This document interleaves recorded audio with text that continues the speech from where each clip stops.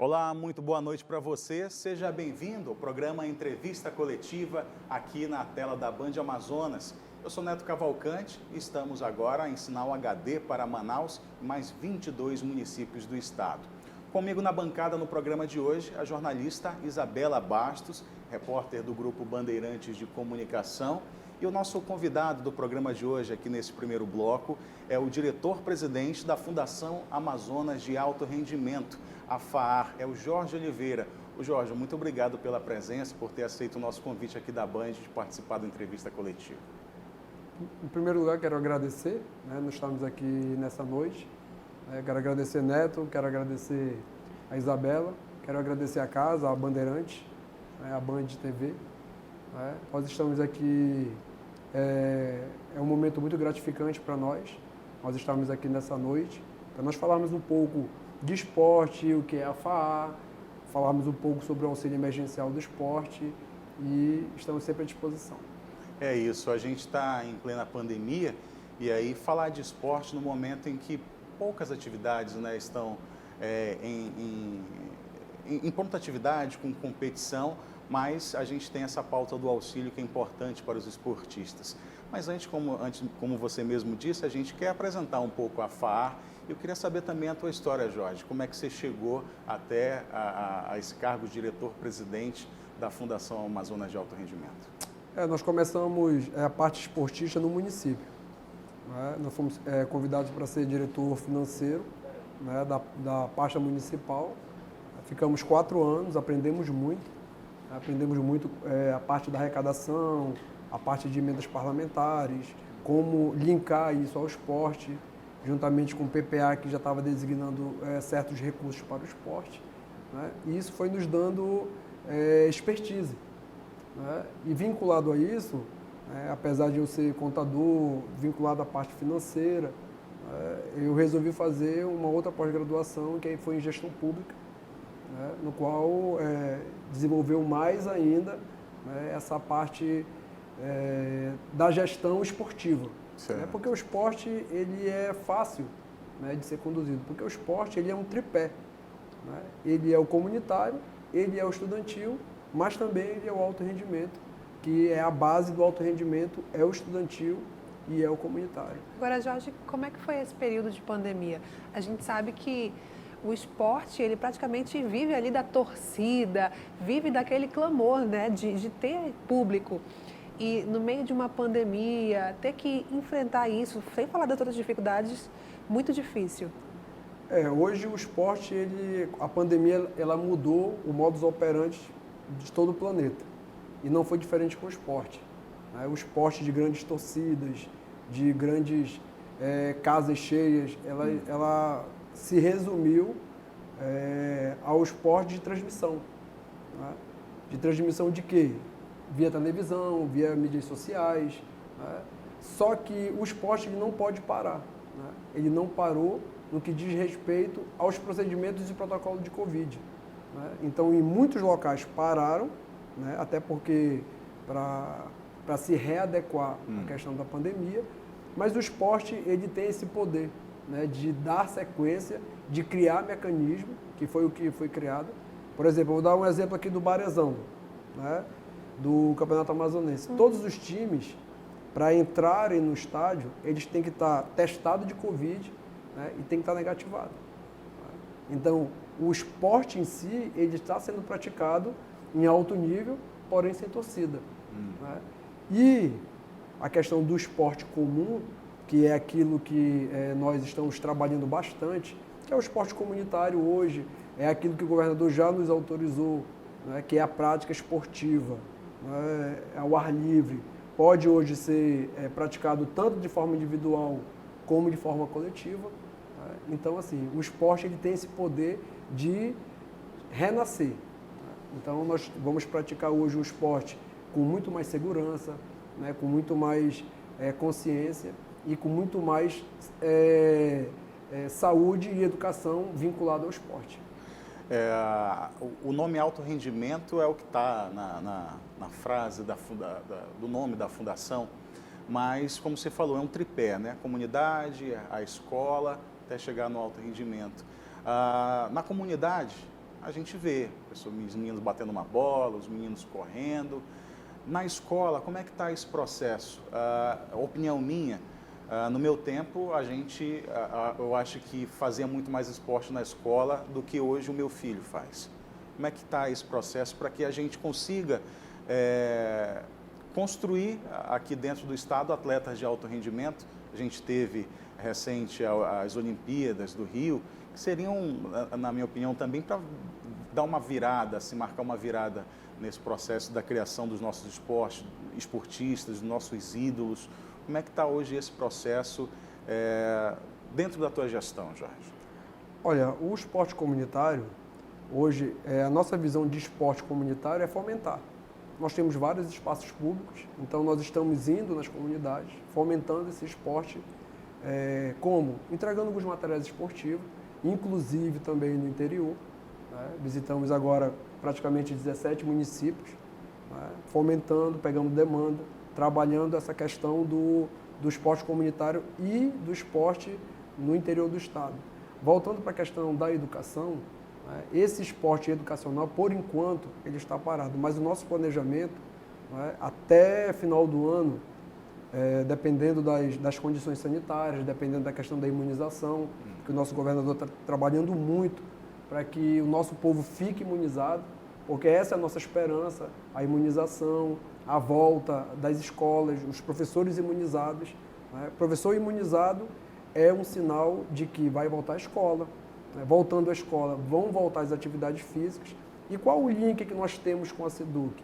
Né? Nós vamos participar juntamente com a SEDUC para trabalhar o esporte nas escolas. Inclusive preparar, nos próximos meses de julho, agosto, setembro e outubro, o pré-GEAS, para que possamos realizar o GEAS em novembro.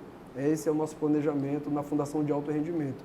Sabemos que da escola, da comunidade, vão brotar os frutos para o alto rendimento. O GES, que eu participei bastante. Isso quer dizer, eu que sou mais nova que o Neto, participei também bastante. E na minha época a competição era levada super a sério. Sim. Tinha as disputas, todo mundo ia e era torcida. É um negócio que realmente mobiliza muito. E o pessoal que vem do interior e consegue ficar hospedado no alojamento da Vila Olímpica. Faziam vaquinha e vinham também muitas equipes do interior. Realmente, Neto. É porque, na verdade, o GES ele é dividido em 10 polos. O GES em si é 10 polos. Né? Os campeões de cada polo disputam aqui na cidade, né, que disputam nacional. Né? Mas com a questão da pandemia, nós estamos querendo, pelo menos, trabalhar a questão regional do GES, né? Sem pensar no nacional, até porque com essas questões de pandemia fica muito sem saber se realmente vão ter esportes nacionais. Podemos pegar o exemplo das Olimpíadas. As Olimpíadas, quem está participando hoje das Olimpíadas? Apenas atletas e as delegações. A gente tem uma amazonense na Olimpíada? Hoje nós não temos amazonense da Olimpíada. A gente tinha esperança no arco e flecha de conseguir colocar sim, um mas atleta lá. Mas um dos nossos objetivos da FAA é trabalhar Paris 2024. Certo. Nós já temos vários nomes, aproximadamente 35 nomes, né, que hoje vamos trabalhar os nomes para que possamos, de alto rendimento para que possamos trabalhar Paris 2024. Muita gente está assistindo já aqui, esperando mais informações sobre o auxílio também que vai ser oferecido, foi anunciado recente pelo governo do estado, também para a categoria dos esportistas do esporte. Quem é que vai ter acesso a esse benefício? Como é que faz? Eu vejo o auxílio hoje como o renascimento do esporte. Né? Aquela chama do esporte, ela está renascendo com o auxílio. O governador, ele fez, juntamente com a sua equipe, elaboramos todo um processo do auxílio emergencial do esporte, que é inédito no país. O primeiro estado que vai dar o auxílio emergencial para o esporte é o estado do Amazonas. E esse auxílio, ele vai ser direcionado de duas formas. Para os profissionais de educação física, através do Conselho Regional de Educação Física, e para os atletas federados, através das federações. Nós iniciamos, essa semana que passou, já os credenciamentos das federações, e vamos aguardar a coleta de dados deles, porque nós estamos fazendo acordo de cooperação para que eles nos dêem a coleta de dados e assim esse auxílio chegue realmente naqueles atletas que estão em vulnerabilidade social. Então, interior procura a federação, aqui na capital procura o CREF. Seria Sim, mais ou menos. interior e capital procuram as federações, porque... de acordo com a sua modalidade Com a esportiva, sua modalidade. a sua federação. por Tem que ir à exemplo, nós federação. temos uma associação de atletismo, né, que é vinculada à Federação Amazonense de Atletismo. Então, o atleta do interior, que é associado nessa associação, mas também automaticamente ele é federado, ele pode sim solicitar da federação, né, esse credenciamento, né, apresentando todos os critérios que está predeterminado no decreto do governador. Agora já tem um planejamento de como vai funcionar, quantas parcelas, O ou valor. isso ainda está a definir, e o valor? O auxílio emergencial, ele é de R$600, né, dividido de 3 vezes. Né, e no nosso planejamento, Isabela, no máximo em 40 dias, né, eles já estarão recebendo o auxílio emergencial. Convido até vocês, né, para que vocês possam, como Acompanhar, mídia, né, fazer esse registro, porque vai ser uma coisa inédita. Esperemos que nunca mais seja necessário, né, porque nós estamos vivendo em pandemia, esperamos nunca mais viver uma próxima pandemia. Agora é Então importante, é inédito, né? importante que as pessoas entendam direitinho como é que faz para se inscrever, porque existem vários auxílios em andamento, mas cada um com inscrição por uma plataforma diferente. Sim, nós temos o auxílio da cultura, do turismo, da enchente, né? Então tem vários auxílios. Mas o do esporte, né, ele é vinculado diretamente à federação. O presidente da federação, ele sabe quais são os seus atletas que estão em vulnerabilidade social. Né? Então ele vai disponibilizar juntamente conosco, né, essa plataforma, né, e os Conselhos Regional de Educação Física também vai disponibilizar internamente com a plataforma essa possibilidade de acesso. Qual o número de atendidos? Nós vamos atender 5.000 pessoas, 5.000 entre pessoas. atletas federados, árbitros federados e profissionais de educação física. Jorge Oliveira é diretor-presidente da FAA, a Fundação Amazonas de Alto Rendimento. Muito obrigado pela participação aqui na entrevista coletiva. O tempo passa voando aqui, né, Jorge? Eu que te agradeço, Neto, pela receptividade, né? Agradeço a Isabela. Né? E o importante é que nós estamos sempre aqui. A FAA está de portas abertas, a Vila Olímpica está de portas abertas, a Arena está de portas abertas para que possamos vos receber no dia que vocês acharem que possam nos visitar. Tá certo. A gente vai acompanhar a situação do auxílio e passar a informação para todo mundo nos nossos telejornais. Para você que acompanha a entrevista coletiva, um breve intervalo, daqui a pouquinho a gente está de volta.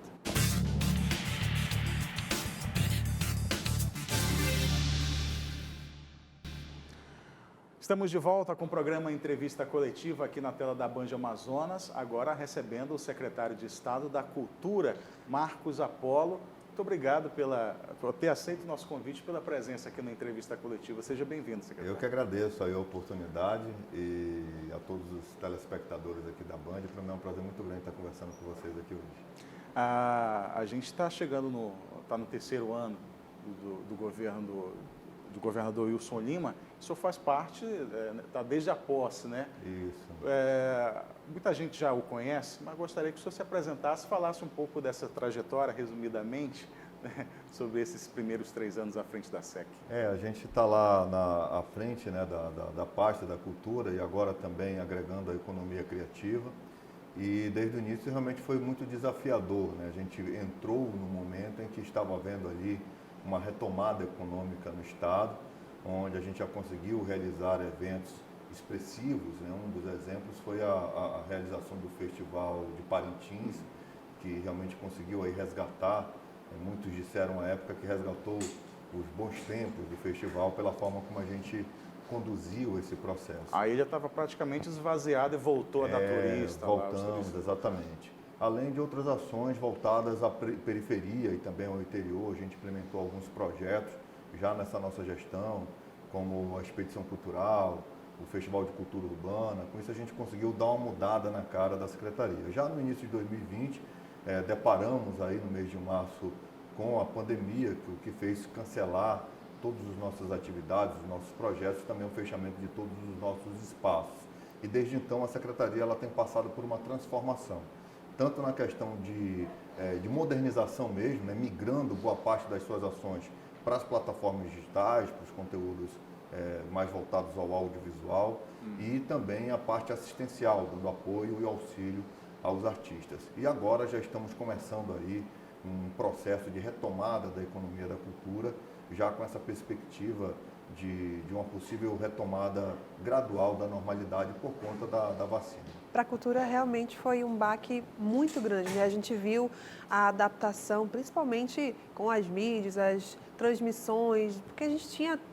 A cultura ela se programa para o ano inteiro, né? Sim. Então, quando aconteceu aquilo em março, teve que se reprogramar toda. Exatamente. A gente, assim, são muitas frentes abertas simultaneamente. Nós temos 57 equipamentos culturais. Então, até para o turismo foi um impacto também, porque, por exemplo, na área urbana aqui da capital, todos os equipamentos, os principais equipamentos turísticos são nossos: Teatro Amazonas, Galeria do Largo, Palácio da Justiça, Biblioteca Pública do Estado do Amazonas. Quer dizer, esses espaços todos fechados desde então, e os artistas também sem poderem se apresentar. E é um segmento que realmente muitos deles não conseguem ter um planejamento e não estavam preparados para ficar sem trabalhar. Então, realmente foi um impacto muito grande, e a gente não tem ainda uma perspectiva realmente de um retorno real, né? Então, tudo isso tem transformado a nossa forma de fazer cultura no Estado. A incerteza, ela atrapalha muito o planejamento, né? Principalmente para uma pasta que já tinha muita coisa organizada. Né? E a gente lida muito com esse, digamos que com esse mercado informal, né?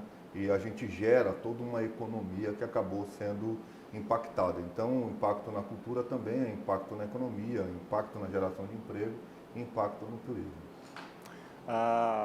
Depois de um belíssimo trabalho à frente da Secretaria, veio a pandemia e tudo, como a gente já falou, que está programado, acaba deixando um pouco adiando, né?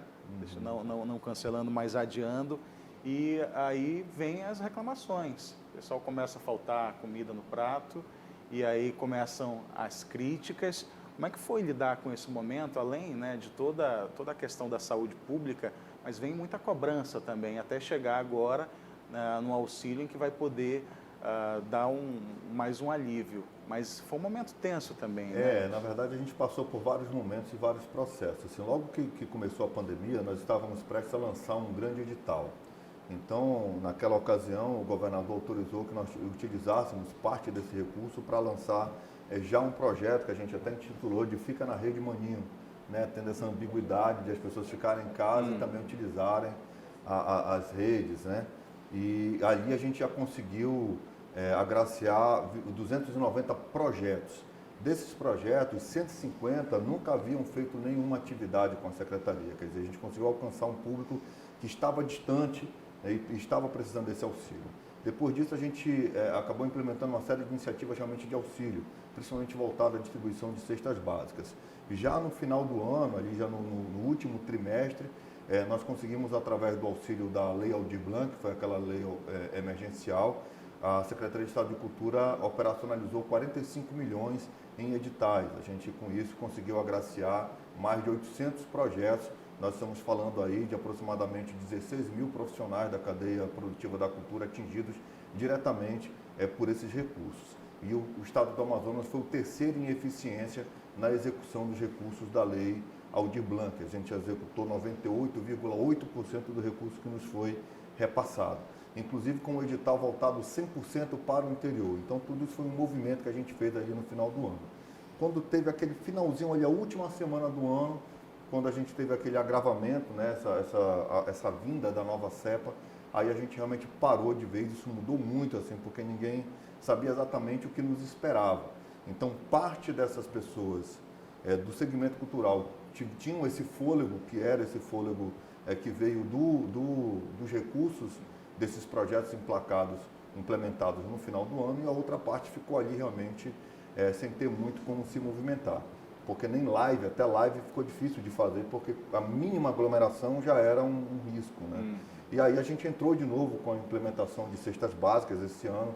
nós conseguimos, junto à iniciativa privada, mais de 1.000 cestas básicas e através de uma empresa, no caso, através da Coca-Cola, a gente conseguiu mais de 3.000 cestas básicas, não só isso, foram mais de 4.000 cestas básicas distribuídas nesse período. E aí, já agora, nesse final de abril, a gente emplaca o auxílio emergencial e um conjunto de editais que vão permitir, então, que essa cadeia produtiva volte a se movimentar. Mas, certamente, foi muito delicado, mas uma das estratégias, acima de tudo, foi manter o diálogo, sermos bons ouvintes, fazermos essa conversa com todos os segmentos culturais, entender esse novo cenário e construir, inclusive, junto com eles, a melhor solução e as melhores iniciativas que precisavam ser implementadas num momento como esse.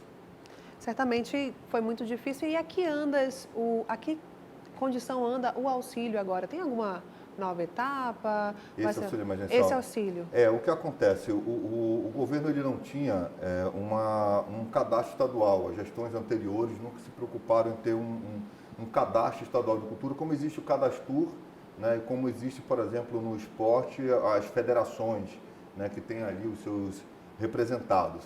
Então, nós tivemos que partir do zero. Então, isso acabou, a gente abriu agora novamente o nosso cadastro estadual de cultura, que vai ser algo que agora vai funcionar de forma definitiva, perene. Todas as nossas ações serão facilitadas por esse cadastro, e aí ele estará aberto para essa questão da solicitação do auxílio até o dia 10 desse mês, até a próxima segunda-feira.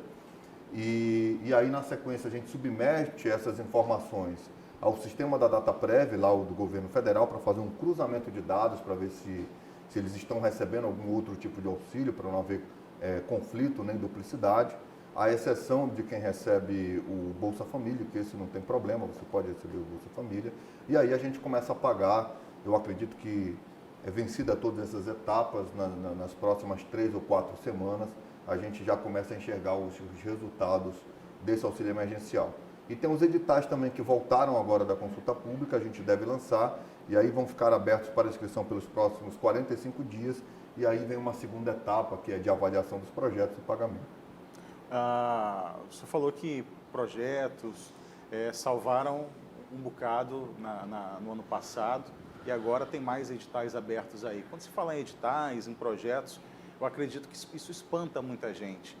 Como é que as pessoas que são interessadas, de repente têm um talento, têm um dom, mas não está cadastrado, né? Como é que faz para ter acesso, para ter uma orientação, né, de como participar, como conseguir ter acesso a esses recursos? Para o auxílio emergencial, nós temos um portal que é do próprio governo, que é o auxilio.am.gov.br. Nesse portal, você tem acesso aos 3 auxílios que foram lançados agora, o da cultura, o do turismo e o do esporte.